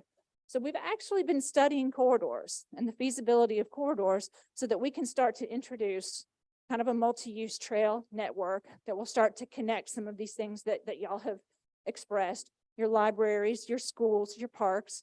That was a theme that just underscored a lot of what we heard in the strategic plan and underscored a lot of what we heard in the comprehensive plan. So I have to tell you, the thing that is really cool about this map is that it exists, right? To my knowledge, Douglas County has never done a county-wide comprehensive look at where these trail corridors need to be. And if we don't plan for it, right, as Commissioner Carthen articulated so well, there's a lot of other projects that can jump ahead, you know, of something when there is not a vision for it. So again, we're putting this out there to y'all so you can, number one, tell us if you like it, but number two, hold us accountable, right? If you want to see this built, this has to be articulated as a priority from the community because it's going to have to jump ahead of everything else that's a priority. So this is pretty cool. We can come back and answer some specific questions about this. We have done some updates to our future land use map. It essentially looks very similar to a number of our other future land use map updates, but we've tweaked some character areas, or excuse me, some future land use categories. So this transitional corridor, this orange area along some of our corridors in the past had kind of been an area where we could kind of keep, you know, sprawling little commercial uses down the corridors. We've kind of heard that that is maybe not what our community wants to see as much of. They want to see us concentrate development in nodes. So like these red areas that you see here, and that maybe this is where we can see a little bit of higher density for our residential. Now we've heard y'all on apartments. Okay, I get it. But we've also heard that we do need some alternatives for like smaller footprint, single family detached. So that's kind of an interesting concept. We're going to explore what that could look like in certain areas. And again, remember, our focus is on these corridors for some of that so that we preserve the bulk of this single family, stable, traditional neighborhood area. right? That's an area that's changed. Winston, the other thing that I'll say that's kind of cool about Winston, we've never really done a plan for it. You know, so kudos to our commissioners for giving us the resources to take a look at Winston and also along this Veterans Memorial Highway corridor. We've never really sat down and we've never really looked and said, what's the vision for that area? So I'm going to talk about that a little bit as we move forward. This is the idea about some key concepts in that Lithia Springs area. So the Lee Road Gateway, that's some land that we have there at I-20 and Lee Road. We've had a lot of interest, you know, in kind of developing that area. So we've developed some different kind of mixed use alternatives for that area. We've looked at what we call the Causey Gateway. So that's right there at the intersection of State Route 6 and US 78. So again, we developed another mixed use concept for that area. Veterans Memorial Highway corridor, I am super excited about this, right? Because again, we've never really developed a small area plan for what we want to see that vision be along the corridor. So very excited to see how we can start to kind of tweak our policies and our zoning to bring that about and make that happen. And then West Fork, y'all. I could sit here and talk about West Fork, you know, till 9 o'clock at night. I mean, if you look at those original zoning documents going back to like 1973, I gotta tell y'all, that's cool. I mean, there's a lot of neat stuff coming out of that. But again, let me just underscore, we originally entitled the zoning in West Fork in like 1973. We just issued the last building permit in 2019, okay? These projects hang around for 30, 40, 50 years, right? And so we need to kind of take a look at this area and make sure we're keeping it viable for another 30, 40, or 50 years. It's an important part of our community. And then again, we have developed kind of a deep dive of sort of a multi-use greenway trail concept to tie all of these spaces together.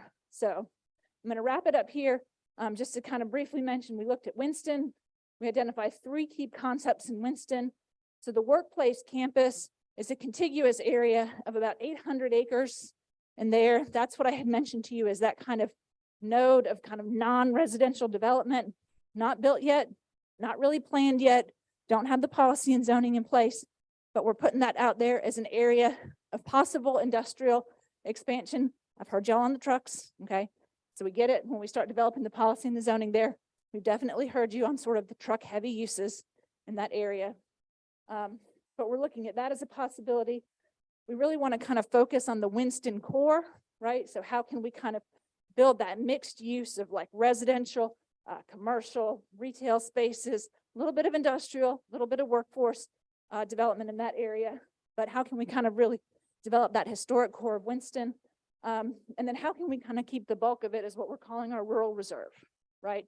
So again, those areas where folks are still, you know, kind of living in that area, wanting to live that rural residential lifestyle. So I'm going to pause right there. That's all I've got for you right now, other than to remind you to stop and look at the boards in the hall, take my card, take the card that's out there with a link to our website, as well as a QR code that will take you to a survey where you can fill in some feedback about all these concepts. And I think I did okay on time. So sorry that was so fast, but we want to do some questions, or where do we go next? Questions? See a hand. Yeah. Like the zoning signs that have been needed to pass. Yes. Where can I see that online? 'Cause I can't stop in the middle of the street and read Sure. it and take a picture of it. Where do I go online to see these are the things proposed and this is the street and all that? Sure. So what I tell people all the time about those big yellow signs, number one is that big signs are required by state law, but they are otherwise fairly unwieldy to kind of keep them in place. So if you see a big yellow sign, you should call my office, right? You should take my card and you should call me and say, hey, what's going on? Don't try to stop and read it on the sign, right? Don't try to pull off on the side of the road and end up in a ditch. If you see the big yellow sign, call my office, right? And we will be happy to talk with you and give you as much information as you want. That's the best thing that I can tell you. I'll call you. And then after, say it's after the date, how do we find out what happened? Like, did it Sure. get voted in? Did it get voted down? Because at least on Stewart's Mill, they're building, I think the senior, whatever they want to do with that senior area is like for the 3rd time coming there. Right. And so I guess it's been changed in some way. How do I know what happened last time with that and what's happening? Yeah, so that's a good question. I don't know that I have a great kind of online tracking system right now. I mean, there is a space, you'll know on the website where you can go and get the commissioners, agendas and all of the packets and all that kind of stuff. Seen So that, but I never see like, there is I'm looking for that. that area and say, what happened? Like, did it get voted? Did it get moved to Right. the next, there's no follow-up. if Right, you didn't attend. so you would have to kind of look for the minutes at the next meeting to Okay. see if you want to know what the action is. But once again, I would remind you, call my office. If there's something you're really interested in, call my office. But I think that is a good point to underscore. We don't have a way on our website currently that we provide kind of updates to what has happened, with zoning application, and that certainly is an area we could improve upon, and to how we deliver the information. So. What else? Seriously? I know. Like, y'all are tired, right? Y'all are like, that was a lot. Or it was like, y'all are doing a great job. So with that being said, thank you. Thank you for being here. I mean, showing up is so hugely important. So I have a ton of respect for all y'all for being here tonight. Turn it back over to the commissioner. Thank you for the Thank opportunity you. to share. Thank you so much. So as you can see, we have great staff, and this is just the tip of the iceberg, but Douglas County really does have great staff. The majority of them live in the county, so they're vested here. We have our, raise your hand. Yes, Nala. Emergency Management Director over there. So the fact that they are taking time out, and they've probably been on the clock since 7:30, 8 o'clock this morning. And he's the one that tells you all the time what's coming down the pike in terms of weather-related incidences. So he's around the clock, right? So the fact that people actually take out their time to come in here to sit with us, our transportation director, our transit director, Ron Roberts, is here. I don't take it lightly, right? Because they don't get paid overtime to do this. So it's hugely important to me. And I'm so glad that you guys showed up. I'm glad that you asked your questions. I'm glad that you gave us your feedback. That's important because, again, I can't see and hear everything, but I do need you to email me, call the office. Sabria always makes sure that I get the messages. She'll call you if I can't call you, but somebody will reach out to you once we've answered your initial questions.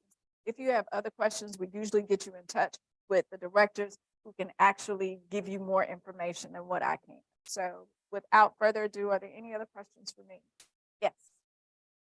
So, CRF.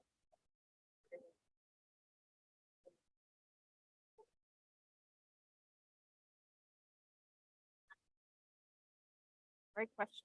I don't know that. Like, Yes. happening more, Great question. Whether it's like they for cancer in front of the Publix, in front of the Target, people asking for money and stuff like that. So there is an ordinance that specifies where it can be done, who can do it.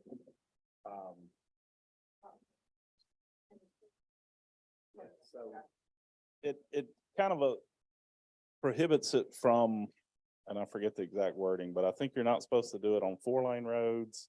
There's certain corridors and certain areas that it's not supposed to be done at. And, but you can come through our office and we can. What if I see it, not call the police, or do I, like, we handle it, or? I don't know how successful the sheriff's office will be about running out there. I have noticed it's becoming more common. I'm just wondering, like, what do we do about to discourage it? I know discourage is like, don't know it. But you want to give them maybe some counter resources they can use or something like that. Sometimes it's full family, sometimes they're playing an instrument, sometimes, they're doing different things. I just don't know what to do about it. So when you see it, if you want to call our office, so I've got a code enforcement falls under me and there's quite a few officers on that.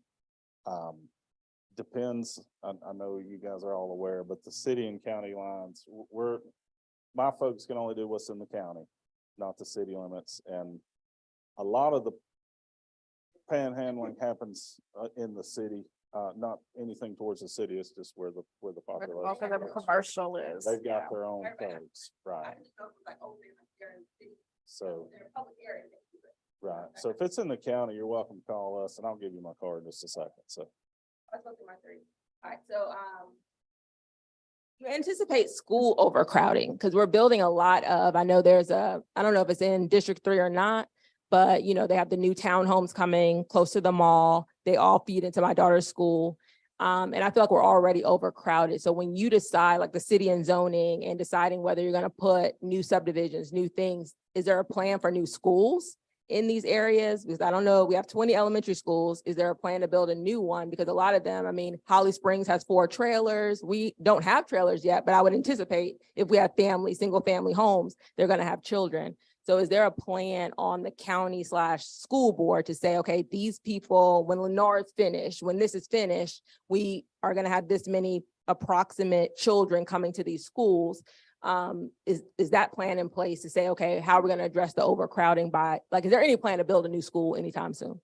Okay, so first of all, you're right, that is a school board question, but what I can tell you is that a school board representative does sit on the planning and zoning board. We're one of few counties that do allow that because we don't have to, but we want them to anticipate what it is that we are approving, right? So we make sure that they do have a say in what's coming so that they can plan and prepare too. So I'm pretty sure the school board, they know. They know. I feel really safe in my subdivision, in my neighborhood, but I know there's a perception sometimes in Douglas County, be on the news or whatever, that it's not safe. Is there any initiatives in District 3 specifically around safety? So our sheriff's department, and it's one of the things that's well known across the state, right? We have a shortage, but Sheriff Pound's office, I think, does an amazing job at utilizing the deputies that he does, right? And one of the things that, HOAs, I push for HOAs to do is to ensure that you invite the sheriff's office out when you're doing HOA meetings. Don't leave them out. And you can automatically invite me, right? I would love to come out. But one of the key things that you have to do is make a relationship with the officers who work that area, who work that beat, because there are certain deputies that are assigned to it, to an area. So it's really good to get to know them. It's really good to, there is a back office number. I don't know if the sheriff wants me to say that, but there is a number, right, that you can call, right, to report things. If you don't want to do 911, because 911 really is for emergencies, right? But there's a non-emergency number. So I say utilize that, right? But if you see something, say something, because again, we can't be everywhere. And in order for safety and other things to, continue to be addressed, I need you guys to say something. That's the biggest way we can deter crime and the biggest way we can let people know we're watching. Thank you. Any other questions for me? If not, thank you guys for coming out, and I look forward to seeing you later. And we are signing off. Thank you to the people who are streaming live. Thank you for watching. Thank you.